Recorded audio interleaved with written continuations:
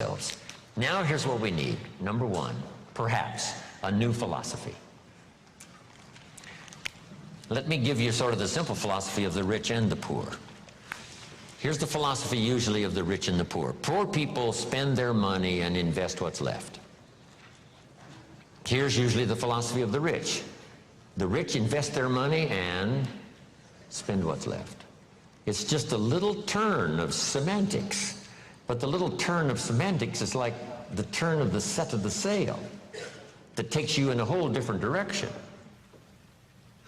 to wind up at a good place in 1 year, or a place, of average, mundane, where you don't really want to be. Just that little simple shift of philosophy. So here's the key. Think like the rich. Invest your money first, then spend what's left. Don't spend your money and invest what's left. When I gave this little class one time at a school class, the teacher said, you must not promise people that with a little bit of investment every month that they can, make their fortune, because people nowadays are overloaded. They're spending everything they make. Their standard of living is right up there. And I said, well, this is where it all begins. I said, could we think of someone, and this was a long time ago, of course, that makes $2,000 a month? She said, yes, no problem.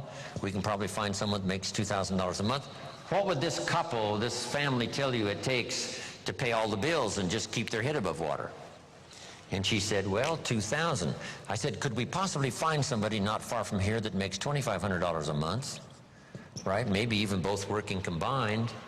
$2,500 a month, $500 a month more. What would this family say it probably takes to pay all the bills and keep your head above water? What would they say, right? $2,500. So I said to her, what happened to this $500? How did it disappear? Wisely invested over some reasonable period of time, the return is unbelievable. And she said, I never thought about that. So jot this down. The money is always there, either to spend or invest.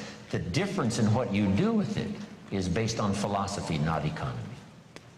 It isn't the state of America's economy that makes the difference. It's the difference in your philosophy.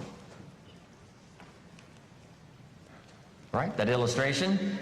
Here's a book on how to get rich. It costs $20. Somebody says, well, a poor person can't buy that book. Say, no, it's only 7 Coca-Colas.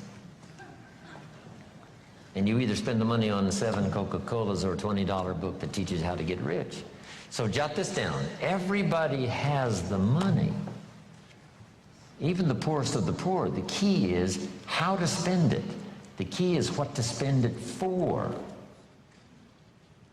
And how you spend it. First, how you earn it is determined by your philosophy. Second, now, how you spend it is determined also by your personal philosophy.